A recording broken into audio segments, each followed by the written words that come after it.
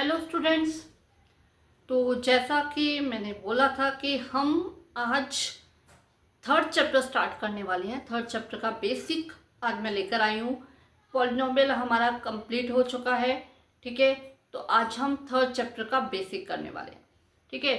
तो third chapter, सबसे पहले इसका नाम, हम इसके नाम को थोड़ा समझ लेते हैं कि इसके नाम को क्या मतलब समझाना चाह रहा है, उसी से हमें चैप्टर का समझ में आ जाएगा।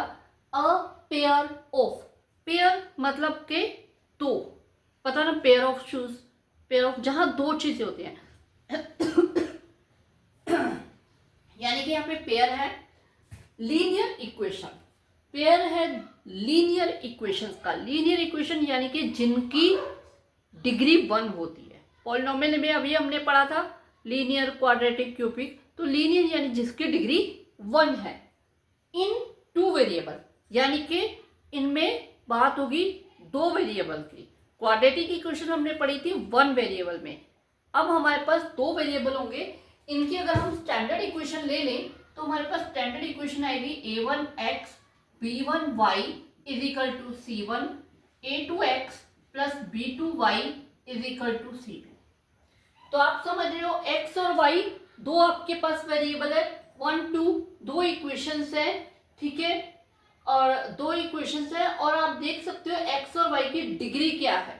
डिग्री यहाँ पे क्या है 1, यानी कि लीनियर इक्वेशन है, ठीक है।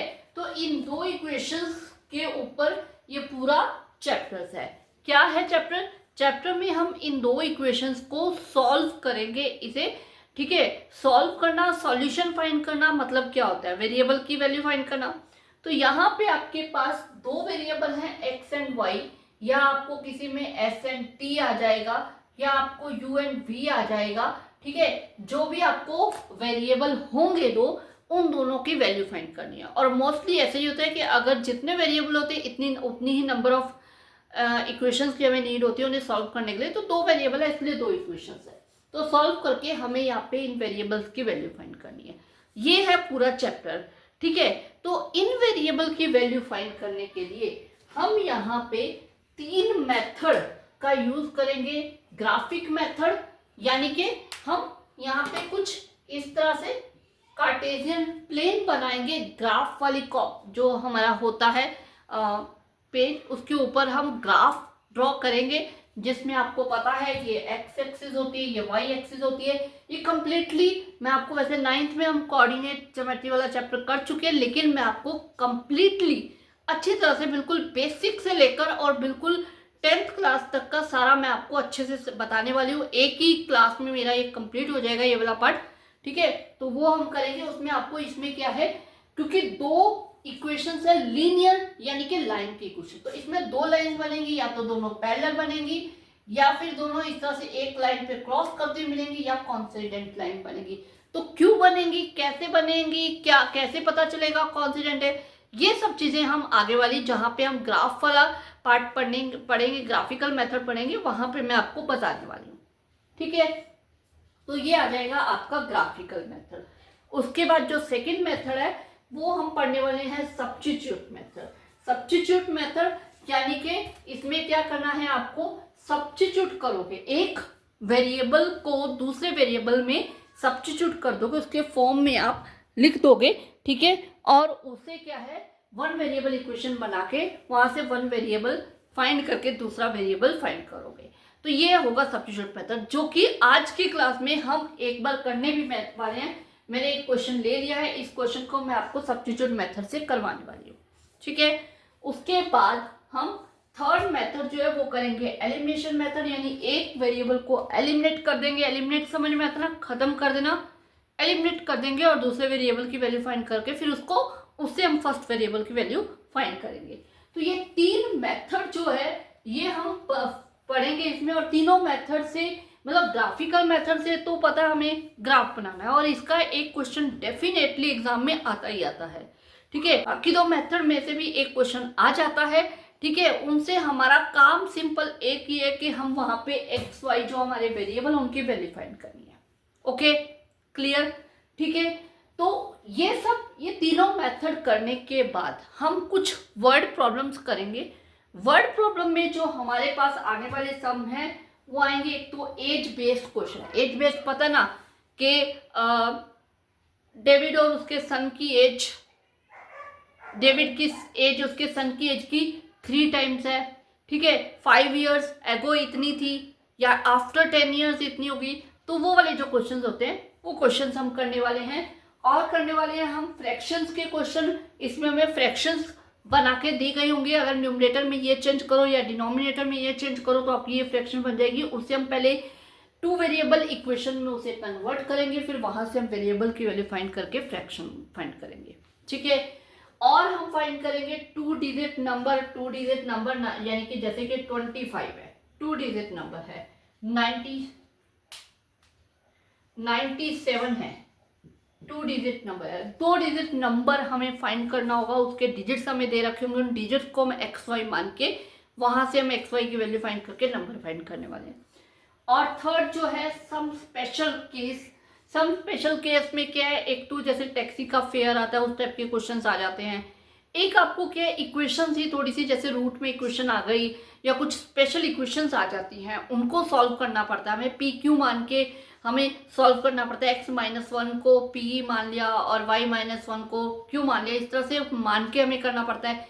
या कुछ आ जाते हैं स्ट्रीम और पानी वाले क्वेश्चन, तो उन क्वेश्चन को भी मतलब सॉरी स्ट्रीम एंड बोट वाले क्वेश्चन जो होते हैं उन क्वेश्चंस को भी हम सॉल्व करने वाले हैं। तो ये सारे क्वेश्चंस हम 3rd चैप्टर में करने वाले हैं। तो डेफिनेटली लंबा चलने वाला है, ज़्यादा क्लासेस लगने वाली है, 2-3 क्लासेस में कवर नहीं होगा ये, क्योंकि एक एक क्लास तो इन तीनों मेथड्स के लिए चाहिए। एक्सेप्ट दिस एक क्लास आपकी वो चार्ट लगेगा, जो चार्ट में आपको समझाने वाली हूँ, तो वो सारा कुछ रहेगा, ठीक है। तो इसलिए आपको काफ़ी लंबा चलने वाला है ये चैप्टर थोड़ा सा, ठीक है। रेडी हो जाओ। लेकिन हम इतने अच्छे से करने वाले हैं, इसमें डेफिनेटली 2 या 3 क्वेश्चन इस चैप्टर में से बन जाते हैं और वो दोनों तीनों हम 100% सही करने वाले हैं, ओके।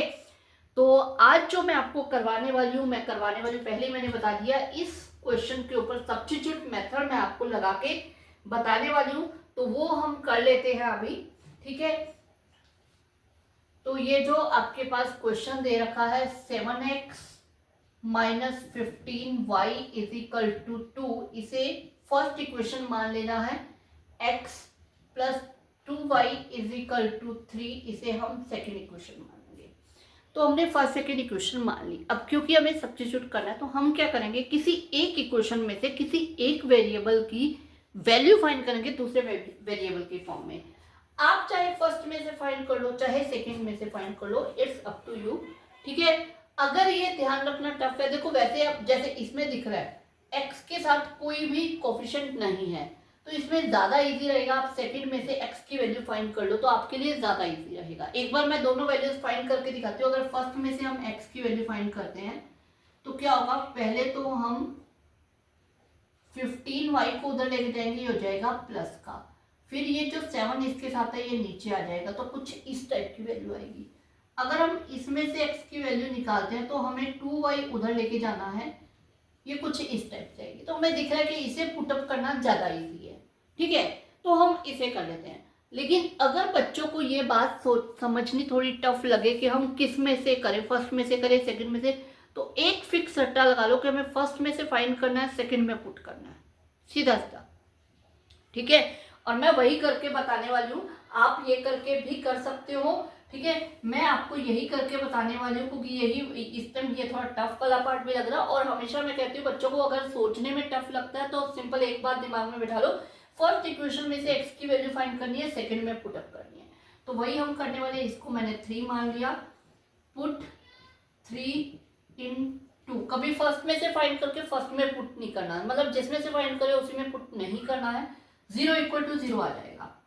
तो यहाँ पे x जो है सेकंड में, x की जगह आ जाएगा 2 प्लस 15y/7 प्लस 2y, बाकी सारी वैल्यू एज इट इज रहेगी, ठीक है। अब हमें पता है डिनोमिनेटर में हमारे 7 आ रहा है, तो डिनोमिनेटर हटाने का जो मैंने तरीका आप लोग को पहले भी बताया है वही तरीका हम यूज कर लेते हैं। जो भी डिनोमिनेटर है उससे पूरी इक्वेशन को मल्टीप्लाई कर दो, वेरी सिंपल तरीका ये, इससे आपको इक्वेशन बिल्कुल सिंपल बन जाती है। तो 7 into 2 2 plus 15y upon 7 into 7 into 2y is equal to 7 into 3। मैंने सारी क्वेश्चन को मल्टीप्लाई कर दी, यहाँ पे ये कट गया, ठीक है। तो आपकी जो इक्वेशन हमारे पास बन गई है वो बन गई है 2 प्लस 15y, यहाँ पे प्लस का साइन है सॉरी, 7 टू जार ये आ जाएगा 14y और 7 थ्री जार 21।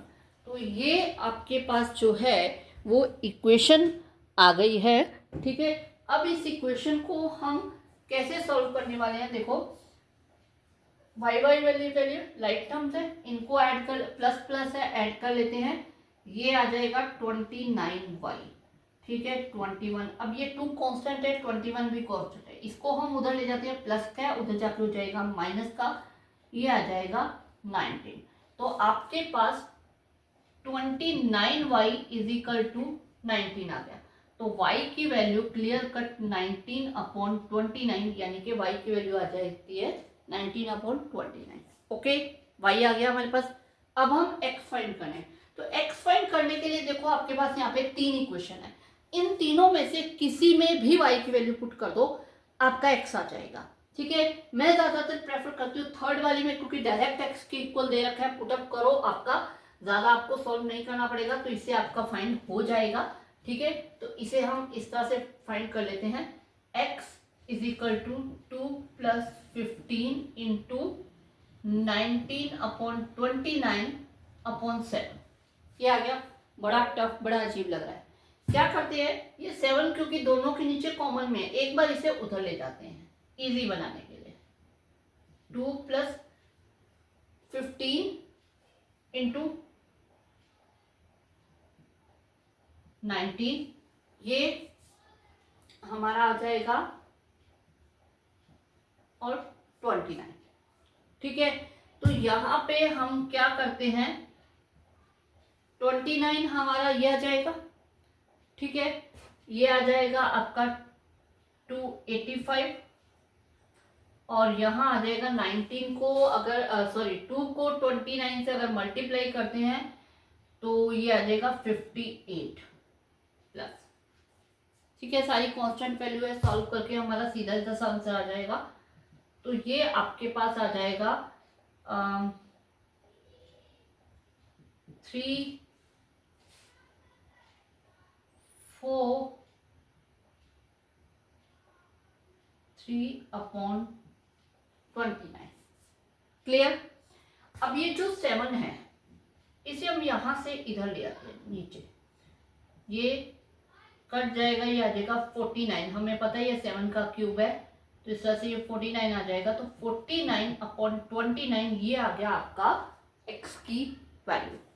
क्लियर हुआ कैसे किया, एक इक्वेशन में से हमने x की वैल्यू फाइंड की, फर्स्ट में से फाइंड की x की वैल्यू y की फॉर्म में, ठीक है, उसे हमने सेकंड में पुटअप कर दिया, पुटअप करके उसको आगे सॉल्व कर लिया, क्योंकि 1 वेरिएबल बन गया, सॉल्व करना इजी हो गया।